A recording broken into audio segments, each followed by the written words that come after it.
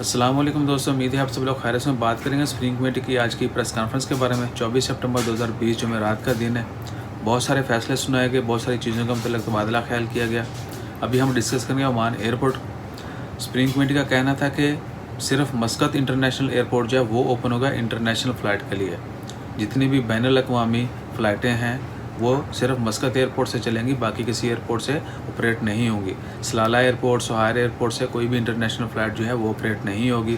इसके अलावा मस्कत एयरपोर्ट से मस्कत से सलाला जो है डोमेस्टिक फ़्लाइट वो अभी ओपन नहीं होंगी। उसकी अनाउंसमेंट जो है अगली मीटिंग में की जाएगी। उसके अलावा दुकम एयरपोर्ट ओपन हो चुका है, फ़्लाइट ऑपरेशन जो है वो स्टार्ट हो चुका है। बाकी ऑयल फील्ड के लिए भी फ़्लाइट ऑपरेशन स्टार्टेड है। और जितने भी दोस्त अब बाहर से ओमान आएंगे उनके लिए एक तो हेल्थ इंश्योरेंस लाजमी होगी 30 दिन की, जिसमें हेल्थ कोविड-19 की ट्रीटमेंट कवरेज हो। उसके अलावा उनको 14 दिन क्वारंटाइन में रहना लाजमी होगा। और उनके अलावा उसके अलावा जो है PCR टेस्ट, कोविड-19 का जो PCR टेस्ट है वो करवाना लाजमी होगा। सो इंशाल्लाह खैर।